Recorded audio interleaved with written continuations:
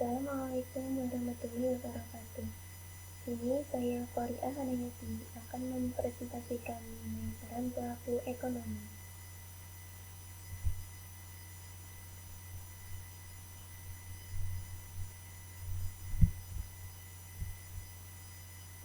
Peran pelaku ekonomi itu sendiri dibagi menjadi 4. Yang pertama adalah rumah tangga keluarga, kedua rumah tangga produsen, ketiga pemerintah, dan yang keempat masyarakat luar negeri. Mari kita pelajari mengenai peran pelaku ekonomi yang pertama, mengenai rumah tangga keluarga. Rumah tangga keluarga merupakan unit ekonomi yang paling kecil.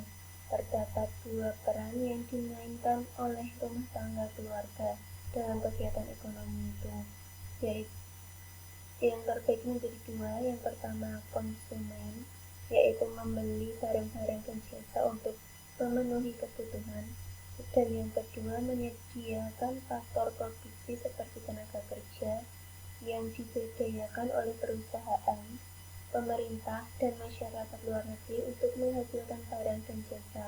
Selain tenaga kerja juga memiliki faktor lain seperti tanah dan modal.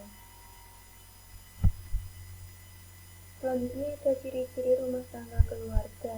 Yang pertama, pemilik dari semua faktor produksi seperti tenaga kerja, tanah, modal, dan kewirausahaan. Kedua, pendapatan berasal dari kompensasi diperoleh dalam bentuk upah, sewa, bunga, dan keuntungan. Yang ketiga, kegiatan utamanya adalah konsumsi. Yang selanjutnya menghabiskan pendapatan untuk membeli barang dan jasa, dan yang terakhir dari ciri-ciri rumah tangga keluarga yaitu menyimpan sebagian pendapatan untuk diinvestasikan. Nah, selanjutnya kita akan mempelajari mengenai rumah tangga produsen. Rumah tangga produsen sering disebut juga sebagai perusahaan, merupakan kesatuan yang yuridis dan ekonomis dari faktor-faktor produksi yang bertujuan mencari laba atau memberi layanan kepada masyarakat.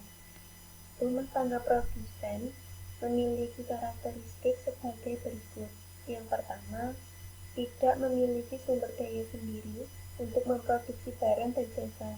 Kedua, menyewa faktor produksi seperti lahan, tenaga kerja, dan modal dari rumah tangga keluarga, menggunakan faktor produksi dan melakukan kegiatan produksi serta menjual barang dan jasa kepada rumah tangga keluarga. Yang keempat, membayar pajak kepada pemerintah, dan yang terakhir tidak memiliki simpanan. Selanjutnya ada pemerintah. Dalam pasal 33 ayat 3, pemerintah harus bertindak sebagai pelaku ekonomi. Yang pertama, sebagai konsumsi, memanfaatkan layanan sumber daya manusia dari rumah tangga keluarga serta barang dan jasa dari rumah tangga produsen untuk penyelenggaraan pemerintahan dan meningkatkan kesejahteraan masyarakat. Produksi yang diwujudkan melalui pembangunan sarana dan prasarana umum, dan yang terakhir menstabilkan harga-harga dan memberlakukan peraturan yang mendorong iklim perusahaan, distribusi dan pendapatan agar tidak timbul jurang pemisah antara si kaya dan si miskin. Selanjutnya ada masyarakat luar negeri. Masyarakat luar negeri merupakan pelaku ekonomi yang harus diperhitungkan. Tanpa hubungan dengan masyarakat luar negeri, keadaan ekonomi akan semakin memburuk. Kegiatan ini mengharuskan kita untuk membuka hubungan yang luas dengan negara lain. Kegiatan ekspor atau impor menunjukkan bahwa negara-negara asing mempengaruhi dan dipengaruhi oleh usaha rumah tangga keluarga dan pemerintah. Keuntungan yang diperoleh melalui kerjasama dengan masyarakat luar negeri. Yang pertama, pemerintah dapat memperoleh pinjaman untuk membiayai pembangunan. Kedua, hasil bumi dan kerajinan Indonesia diekspor untuk mendapatkan devisa. Yang ketiga, mengirimkan tenaga kerja untuk bekerja di luar negeri. Yang keempat, melakukan alih teknologi, dan yang terakhir, untuk mengimpor berbagai barang kebutuhan konsumsi dan barang-barang modal untuk menunjang pembangunan. Selanjutnya, interaksi antar pelaku ekonomi tadi. Berbagai pelaku ekonomi saling berhubungan. Hal ini membuat apa yang terjadi pada salah satu pelaku ekonomi akan berdampak pada keadaan pelaku ekonomi yang lain. Secara umum, masing-masing pelaku ekonomi ini bertindak sebagai pembeli dan menjual. Oleh karena itu, perilaku mereka dapat dikelompokkan dalam perilaku konsumen dan perilaku produsen. Pengertian dari perilaku konsumen itu sendiri yaitu kegiatan mengurangi atau menghabiskan faedah suatu benda dalam rangka memenuhi kebutuhan.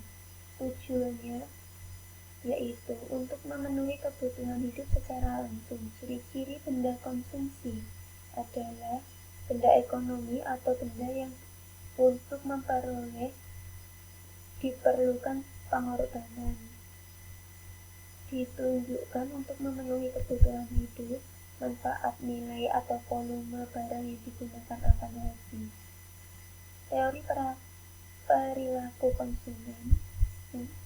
Pendekatan kardinal didasarkan pada asumsi bahwa tingkat kepuasan yang diperoleh konsumen dapat diukur dengan satuan tertentu dalam hukum Gosen 1 dan dalam hukum Gosen 2. Mengukur kepuasan konsumen melalui pendekatan ordinal didasarkan pada 4 asumsi, yaitu: pertama, konsumen mempunyai pola preferensi akan barang-barang konsumsi yang dinyatakan dalam bentuk peta indiferensi.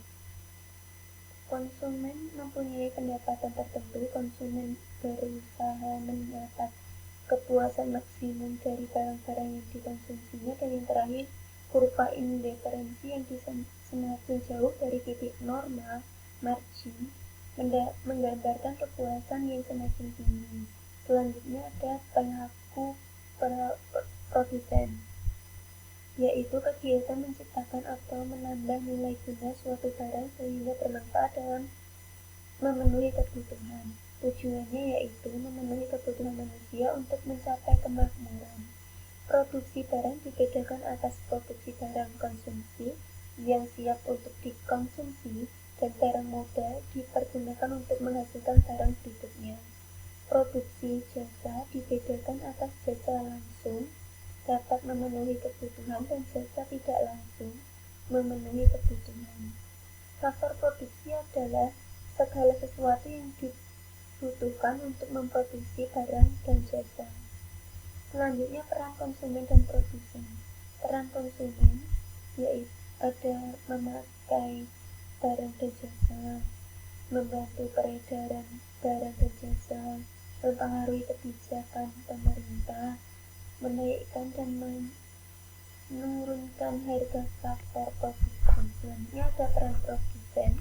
Yang pertama, penghasil barang dan jasa. Yang kedua, meningkatkan produksi domestik bruto. Ketiga, memakai faktor-faktor produksi. Keempat, memenuhi kebijakan pemerintah dalam rangka menghasilkan produk. Kelima, mengusahakan kelancaran pasokan barang dan jasa. Yang selanjutnya, membayar harga barang, faktor produksi. Terus ada melakukan inovasi dan produksi barang dan jasa. Selanjutnya,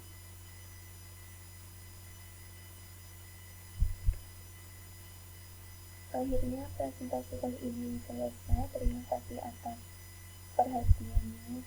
Wassalamualaikum warahmatullahi wabarakatuh.